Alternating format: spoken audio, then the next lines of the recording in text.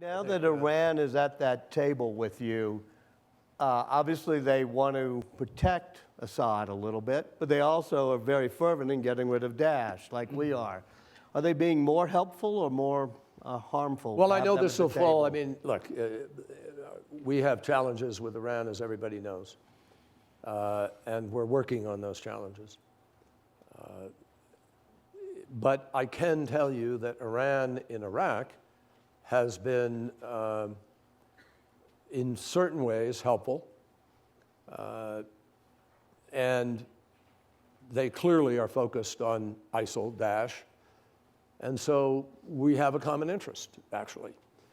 And do you think the Iran deal helped get us to have more common interests? There's no question that it opened up the opportunity for communication. I mean, you know, when our sailors stumbled into Iranian territory and got held 2 years ago, we wouldn't have known who we would have called the Swiss.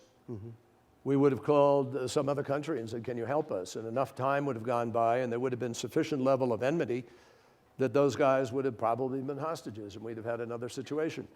But within 30 minutes, I had my counterpart on the phone. Within an hour and a half, we had a deal. It was clear they were going to come out and we were going to, you know, not make this a bad moment in what we were trying to achieve. So that's a benefit that came out of the whole process. And even now, we are working on other things. And look, Jason Rezaian is sitting here because... Well, Jason's the wonderful Washington Post reporter who was held, and I think Secretary helped get him out. Jason, thank you for being with us.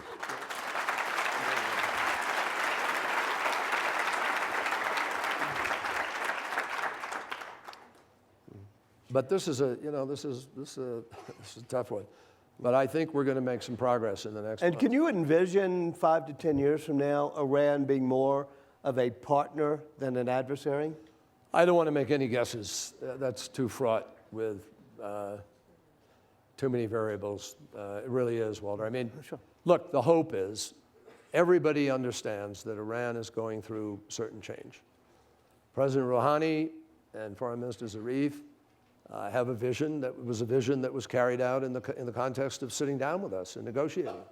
There were those in Iran who didn't want to do that. And should business leaders here trade and open up relations with Iran more now? Well, it's up to them. If they have business that they do, it's open to that. Would that help our foreign policy? Well, certain businesses are open to that. It's not generically open to every business yet. We still have sanctions in place from what we call our primary sanctions that were put in place because of state support for terror or human rights abuse or missile shoots or arms embargo. And now are we better off in those fields now? We're better off in the last few months. Okay. There was some, we had to sanction. We sanctioned additionally a few months ago because of a missile shoot.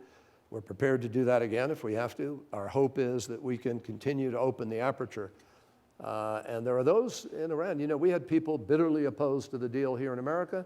They had people bitterly opposed to the deal in Iran. It was a very tough fight there, just as it was a tough fight here. But that's the nature of change. I mean, you have to, you know, fight for something that's rational. You were just